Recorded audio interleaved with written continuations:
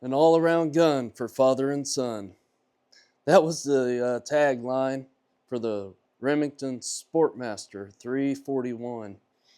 This was a redesign of the Model 34, which we talked about last week. In May of 1935, the Design and Review Committee met, and they wanted to obtain a cost reduction, right? That means make it cheaper.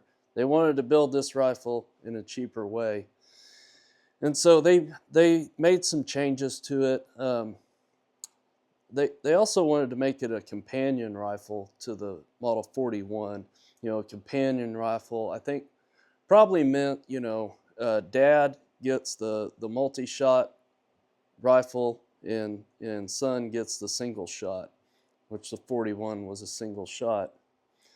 So they tried to make them similar, and they are. The bolts are similar, but, of course, with the single shot, you've got the plunger on the back that you pull.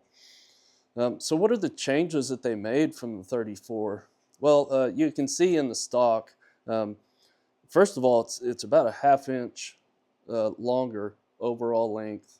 The stock is a lot beefier. It's the same shape that we'll see later on in the 500 series. All those rifles had the same basic stock shape, and that no doubt cut down costs.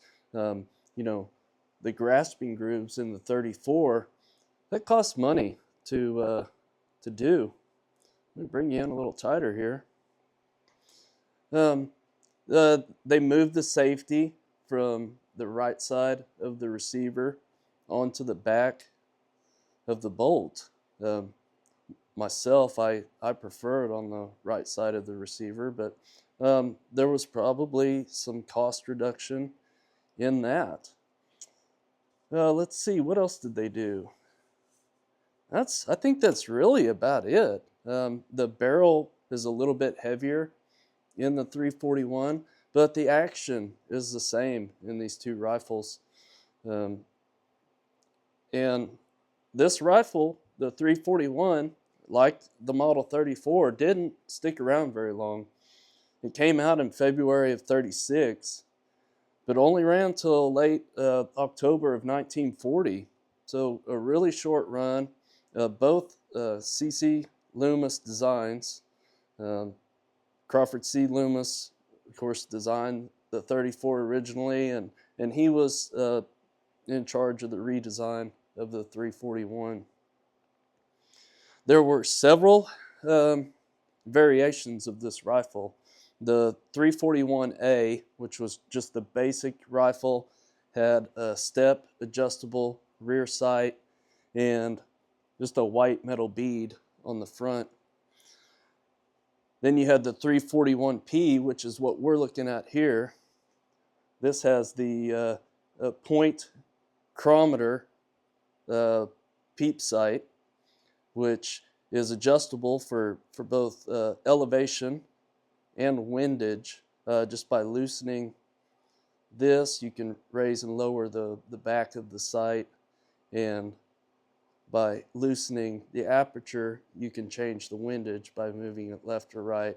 And they both have hash marks so that you can reset them, because you cannot take the bolt out of this rifle without removing this sight, or at least taking the elevation screw out. Now, one neat thing about this peep sight is that it came with two apertures, one in 0.05 and one in 0.08, and the second aperture was used as the rear bolt on this peep sight. Now, on the front of this sight system, you have a globe,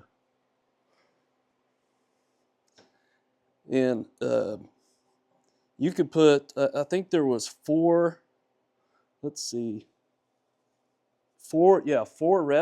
that would slide in to that slot right there. Now, I don't have those for this rifle, but they're probably unobtainium, but we'll see if we can't find those one of these days. Now, after the 341P, you had a 341AT. That's the same as the 341A, but the receiver was drilled and tapped, and you could get it with a Weaver number 344 scope and a number 3 mount. You also had the 341PT, which was the same as the 341P, plus you could opt for a Weaver number 344 and a number 3 mount. The 344 was later replaced by the Lyman number 422 Expert scope. And there was also a 341 smooth barrel, which just had no rear sight, just a front bead sight, and that was for shot shell. Now there's a few other, just to mention, they show up in the records and have been observed occasionally. There was a 341 NRA. It's mentioned only in parts list and factory cost lists in October of 1940. And basically it just had some sling swivels and a Wheeling type sling. There was also some proof of a 341 military. There's not a lot of evidence of it. Now, some of these were used in the lend and lease program with Europe. There was also one. Now, these next two, there's just one of each known, but it was in the book Remington 22 rimfire rifles. So I thought I'd go ahead and mention it. There was a 341 extended capability. It just had an extended mag tube, and it would hold 18 long rifle. The serial number, if you just happen to run across it for some strange reason, is 124555. There was also a 341 CB, aka the 342. That was a shorter mag, just 6 rounds. Serial number on that is 124192. So a couple other things to note. Like I said before, the 341 and the Model 41 were to be companion rifles, similar in appearance. The 341 cocked on opening. The 41, being a single shot, had to be cocked manually. Early guns were stamped with their serial number right about here on the underside of the barrel, and it was covered by the stock. Now they changed that around serial number 32,000, and they placed let me get you in here nice and tight so we can see this, hopefully. They moved it just in front of the stock to right here. That's probably not, there we go. Yeah, so you can see the serial number right there. It's an odd location, and honestly, I had this gun for a while before I even knew it was there. I didn't know until I did some reading in Remington 22 rimfires. Let's see, what else? The butt plate on these is a Bakelite material, and it is checkered. But yeah, guys, that's the Remington Model 341 Sportmaster.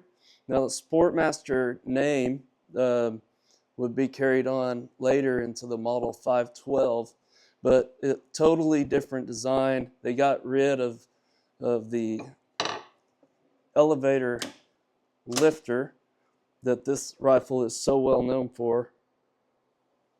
As you can see, it lifts the cartridge up directly in line with the bore. Makes it an incredibly accurate rifle. You don't damage the bullet as it enters the chamber. So yeah, one of my favorite designs in 22 is the Model 34 and 341. Now, personally, I like the design, the stock design of the Model 34 better than the 341. It just feels more elegant. I like the grasping grooves. It just looks better to me. So, anyways, guys, that's the 341. I hope you found this helpful. If you have any questions, put them down there in the comments. And if you're not subscribed, hit the subscribe button. It's free to do. It helps us out a lot. Thanks for watching. God bless.